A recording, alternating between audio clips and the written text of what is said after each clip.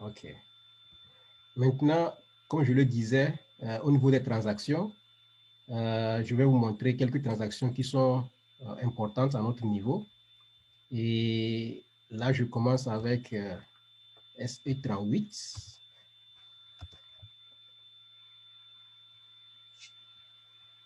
Et dans SE38, on peut toutefois insérer une transaction, bien un programme SAP. Et le programme, là, maintenant, on peut le changer, le modifier, ou bien même on peut créer un nouveau programme à travers cette transaction SE38.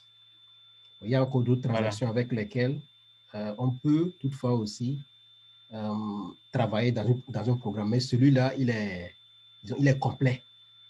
Avec lui, on peut créer un nouveau programme.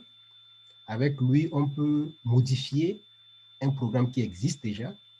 Et déjà, avec lui aussi, on peut voir aussi les attributs du programme. Donc, si vous voyez ici, il y a, si je mettais un programme ici, on peut voir, OK, le code. Bon, ça, c'est en anglais. Donc, les codes sources du programme, les variants que le programme a, les attributs du programme, les éléments texte et la documentation. Donc, en fait, c'est ça. Mais au niveau d'un programme, ce qui est, disons, ce qui est important, que le programme doit avoir, forcément avoir, au niveau des attributs, parce qu'on crée un programme, il y a les attributs qui doivent nécessairement être, en fait, être attribués à ce programme qu'il a créé. Ouais, non? Et automatiquement, SAP met en même temps la date de création, c'est-à-dire le jour, l'heure même, je crois, et le nom du programme, bien sûr. Si un jour, par exemple, le programme se faisait modifier et on revenait dans attribut, on regarde au niveau du programme, on va se rendre compte que voilà, le programme a été créé par exemple par Shamsuddin et jour X, et un an plus tard, par exemple, Alassani a modifié le programme, et ça, la date aussi et le nom de Alassani s'affiche aussi. Donc, ces informations-là, au niveau des programmes, on les retrouve ici, dans attributs. Voilà. Donc, dans variant, là, par exemple, on peut mettre, bon, une sorte de variant pour le programme, c'est-à-dire que si moi, je lance le programme, hein, j'aimerais que ça s'affiche de telle façon. Si Alassani lui lance le programme, il peut mettre aussi son variant qui est propre à lui. Donc, s'il lui lance le programme, ça pouvait s'afficher comme ainsi. C'est-à-dire que lancer le programme, ça ne veut pas dire aller dans le code du programme. Ce sont deux choses différentes. Donc, le programme, il nous permet de faire quelque chose. Donc, c'est dans ça qu'on peut mettre les variants. C'est ce qui nous permet de faire qu'on peut mettre les variants. Mais lorsqu'on rentre dans le code du programme, là, on rentre pour écrire le programme, pour le modifier, pour voir si tout est complet, s'il faut des modifications dans le programme, bien sûr. Donc, c'est un peu ça la différence. Maintenant, en haut ici, on a les cases que nous avons ici en haut au niveau du programme. On peut créer, en écrivant ici, par exemple, je mets disons, DMC, test, programme. Si je mets ça, oh, okay, je vais encore.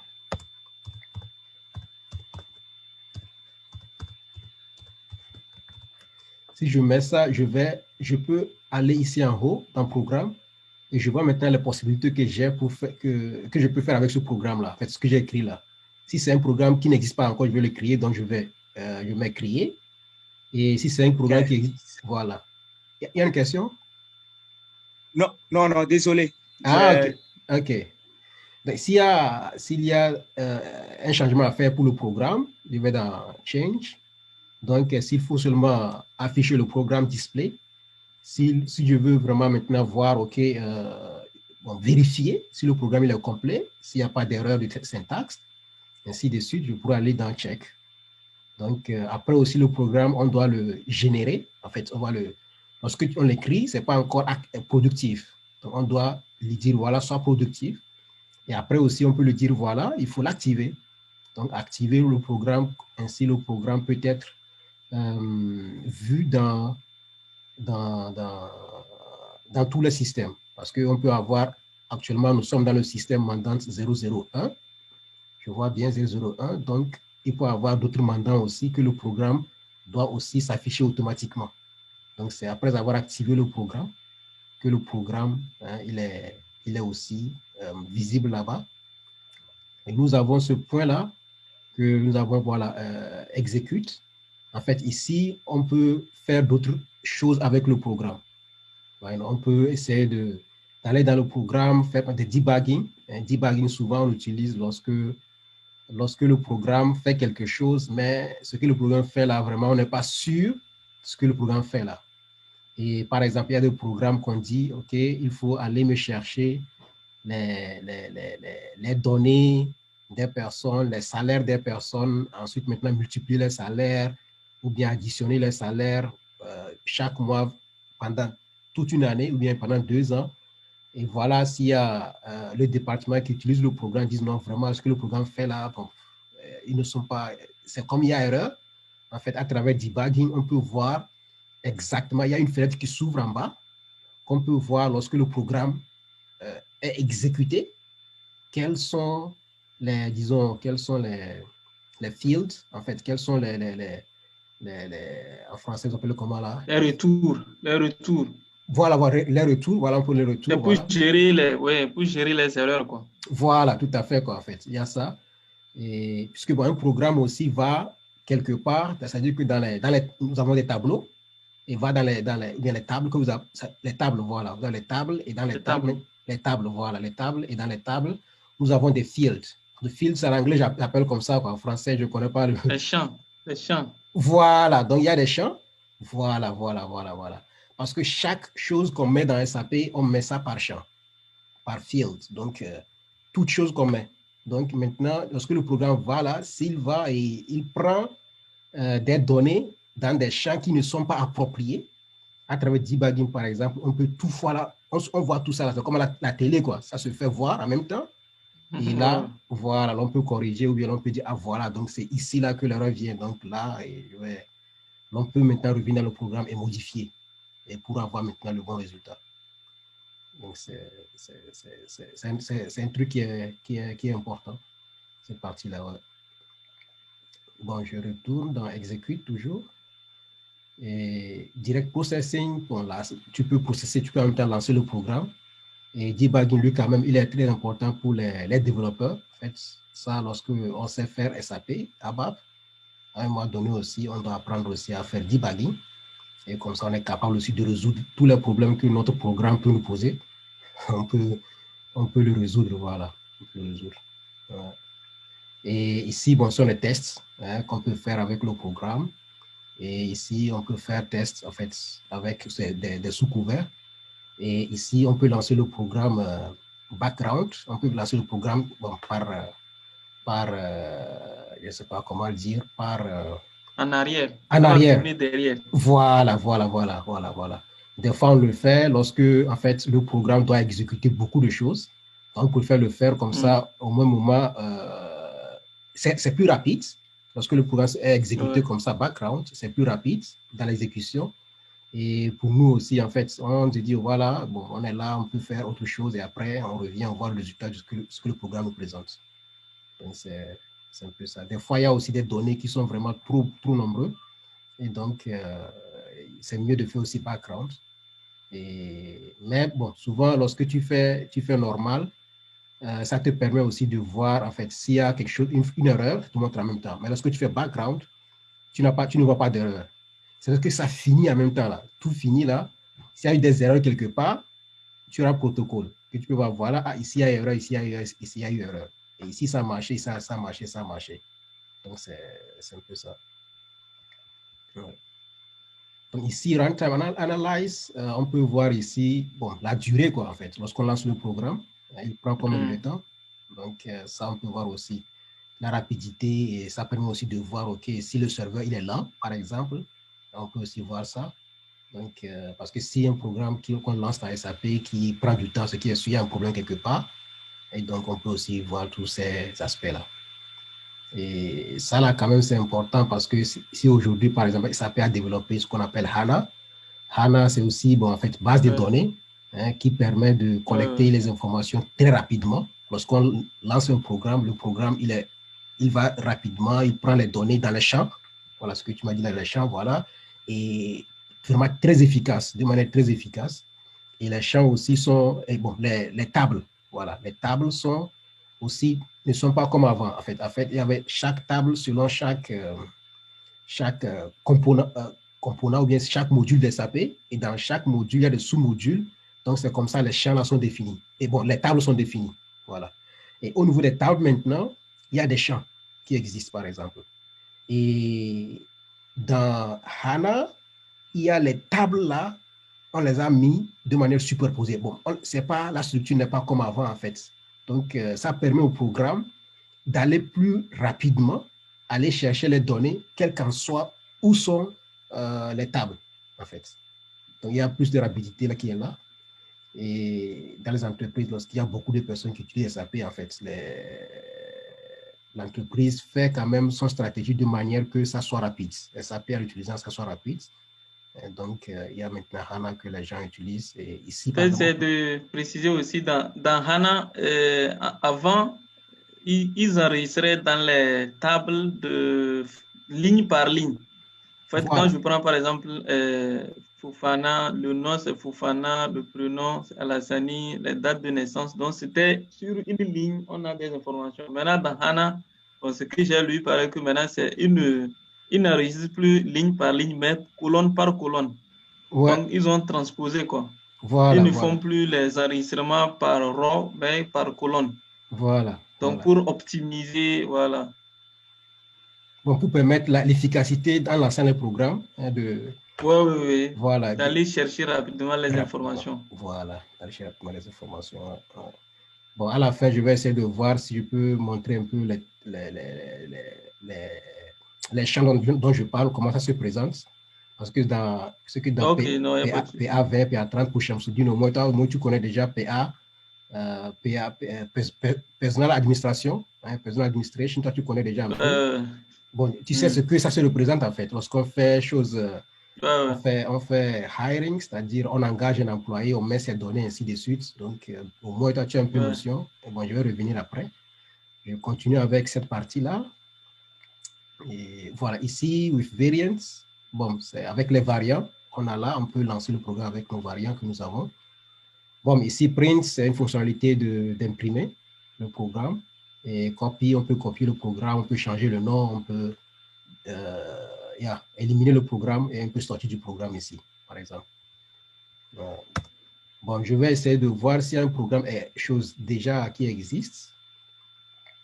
Je vais essayer de, avec lui, voir. Comme ça, ce que je vous explique, on peut vite. Ouais, il y a des programmes qui existent. C'est bon. Si je fais display.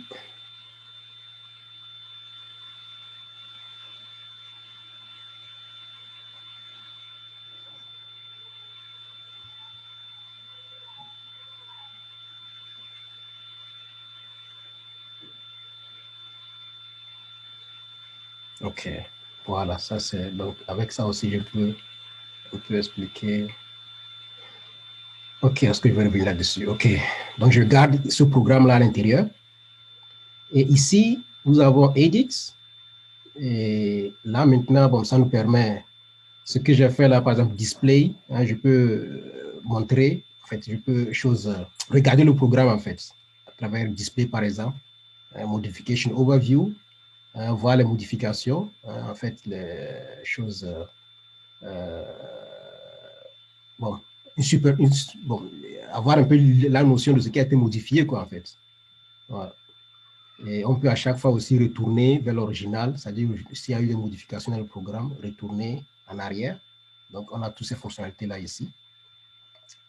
Et GoTo, ici, bon, voilà, variants, il y a parlé de variants. Ici, documentation, voilà. Dans chaque programme, on peut mettre une documentation. Et la documentation, on peut voir, voilà, qu'est-ce que fait le programme, pourquoi on l'a créé, pourquoi le programme existe. Et souvent, dans les programmes qui sont standards de SAP, et il y a à chaque fois les documentations. Pas tout, parce que c'est du travail. C'est vraiment du travail documenté. Ce qui fait un programme, c'est vraiment du travail. Et il y a des milliers de programmes, d'abord standard pour SAP, donc il y a la documentation quand même, mais pas tout. Tu peux tomber sur un programme qui n'a pas de documentation, mais si un programme de documentation aussi, ça allège le travail. Donc, mais si à notre niveau, par exemple, on crée un programme, c'est bon aussi au moins de mettre une documentation pour notre programme.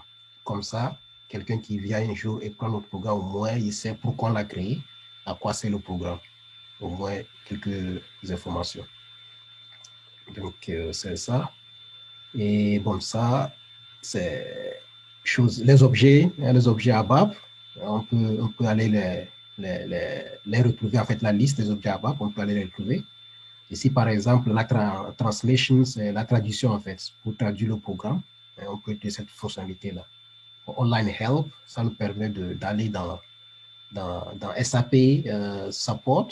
Ça, c'est comme l'adresse Internet de SAP, où on pourra, s'il y a quelque chose que SAP même a écrit comme documentation ou bien comme information sur le programme, mais qui est sur l'adresse Internet de SAP, on pourra sortir de SAP, aller maintenant sur la page là et aller voir ces informations-là. Voilà. Bon, ici, dans 10 minutes, mon Zoom va s'arrêter. On va revenir. Juste l'information. Au niveau de Utilities, voilà, nous avons cette partie-là, c'est les settings. On pourra faire les réglages sur le programme. Mais ici, on peut trouver chercher un programme. On peut chercher un programme à travers ici. Et voilà, les codes sources du programme, on peut aussi les chercher à travers ici aussi. Et c'est un peu ça. Bon, en fait, ce qui reste, ce n'est pas trop important. Donc, on peut aller ici dans Environment. Voilà, ça là, c'est très important. Le premier là que nous avons, c'est Transport Organizer. Lorsqu'on fait des modifications dans un programme, donc pas seulement un programme, mais aussi lorsqu'on fait customizing, on fait les réglages et tout.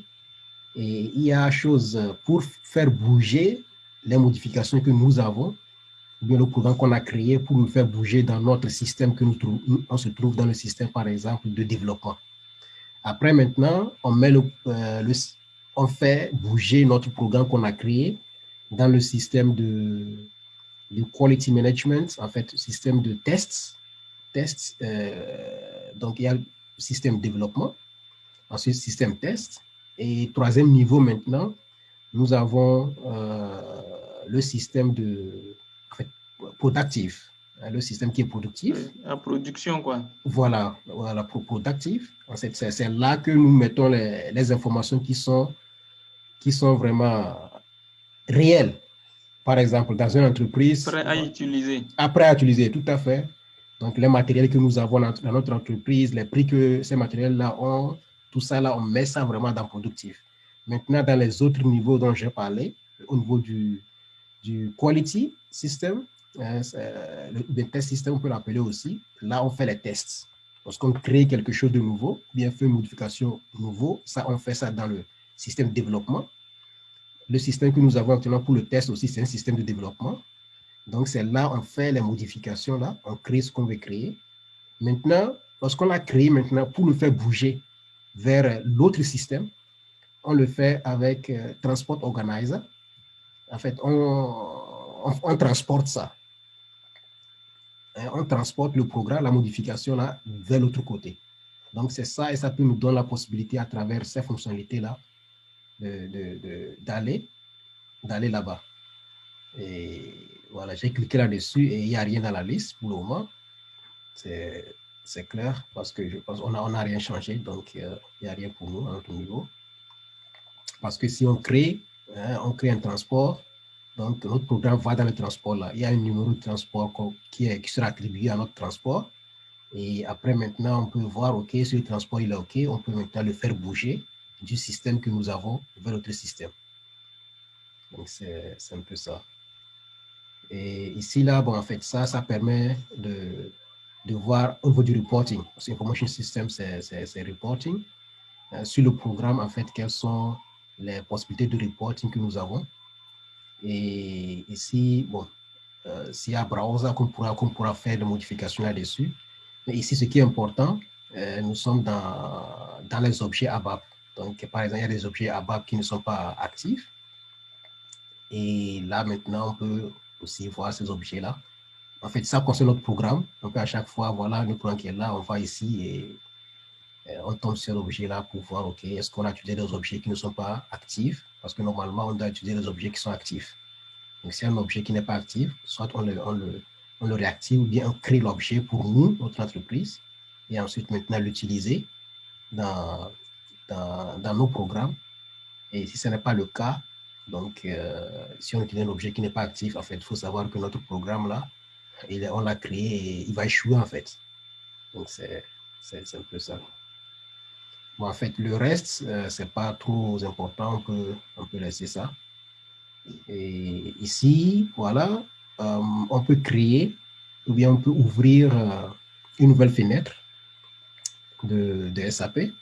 Bon, je le fais aussi. Parce que tu cliques là-dessus et il y a une nouvelle fenêtre qui va s'afficher. Donc, lorsque je l'ai fait, il y a à mon niveau une nouvelle fenêtre qui s'est affichée.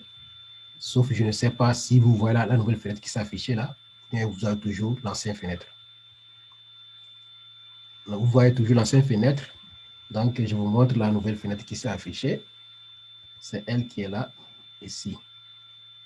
Donc, voilà. Maintenant, je retourne encore de l'autre côté.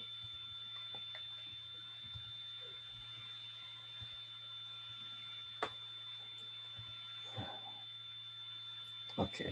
Voilà, et au même moment aussi, on peut fermer une fenêtre. En fait, ces fonctionnalités-là, là où je prends le temps d'expliquer beaucoup, sont des fonctionnalités qui vous seront utiles, ces fonctionnalités-là. Enfin, on a besoin de ça. Il peut arriver qu'on travaille sur un programme, mais on veut avoir aussi une nouvelle fenêtre SAP pour faire autre chose dedans, ou bien pour ouvrir un autre programme et comparer les deux programmes, par exemple. Donc, on peut toutefois faire ça de cette manière. On peut toutefois aller ici, là, hein, voilà, ouvrir une nouvelle fenêtre SAP, et une nouvelle page SAP, et maintenant faire ce qu'on veut faire là-bas. Si on veut comparer avec la page qui était précédente, on peut le faire aussi, sans fermer. On ne sera pas obligé de fermer d'abord la page et réouvrir la page. C'est bien ça. Au même moment, cette fonctionnalité-là aussi, nous avons ici, là, avec ce symbole que nous avons ici, hein, Create New Session. Lorsqu'on clique là-dessus, automatiquement, il y a une nouvelle fenêtre SAP qui s'ouvre. Donc, lorsque j'ai cliqué là-dessus, il y a une fenêtre SAP qui s'est ouverte et je retourne là et je vous le montre. Donc, c'est la nouvelle fenêtre qui vient de s'afficher. Ok, je repartage encore de l'autre côté.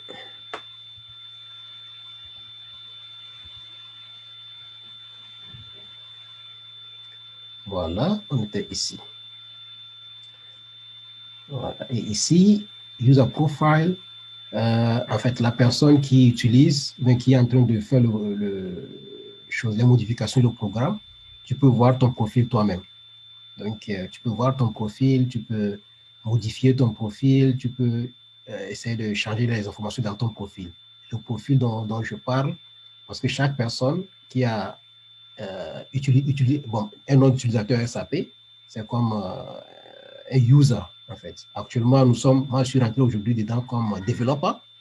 Je crois les fois passées, on rentrait dedans, on se loguait dans SAP avec SAP Astéris. Donc, c'est pour dire que voilà, nous avons l'utilisateur, le nom d'utilisateur SAP Astéris ou bien développeur avec lequel nous travaillons dans notre SAP que nous avons avec nous. Donc, on peut toutefois aussi, à travers ces informations, on peut aller voir le profil, voir les informations qui sont sur le profil. Et souvent, dans le profil aussi, il y a les rôles qu'on met dans le profil. On peut revenir aussi après pour la prochaine séance, Inch'Allah, détailler ça. Parce que dans un profil, il y a les rôles, c'est-à-dire les accès, quoi. Les accès. Et on met les accès chez les utilisateurs au niveau de leur profil. Et c'est là aussi qu'on qu'on peut aussi dire, voilà, jusqu'à quand telle personne a accès à SAP. On peut délimiter aussi l'accès d'une personne dans SAP, parce que la personne quitte l'entreprise, par exemple, donc la personne n'a plus accès à SAP. Donc, on peut toutefois aussi délimiter la durée, voilà, de l'accès de la personne. Et voilà, ici, c'est pour les services. En fait, qu'est-ce qu'on peut faire déjà dans SE38? On peut sauter ici, aller faire du reporting. Donc, ou bien on peut créer des quick viewers. En fait, ce sont des instruments de reporting. Tout ce que nous avons ici, là, sont des instruments de reporting qui sont très, très solides, très, très efficaces. Bon, je pense que là, on va revenir aussi une prochaine fois et voir ça aussi en détail, Inch'Allah. Bon, dans une minute, ça coupe, on va revenir. Voilà, ici, ce sont les outils que nous avons pour retrouver les erreurs, comme debugging dont j'ai déjà parlé. Il y a ça, et qui est très important. Donc, ça nous permet de voir, comme j'ai déjà dit, les erreurs, les sources d'erreurs et corriger les erreurs là. Donc, ce sont toutes les fonctionnalités au niveau du debugging que nous avons, debugging au niveau du Joomla. Joomla, c'est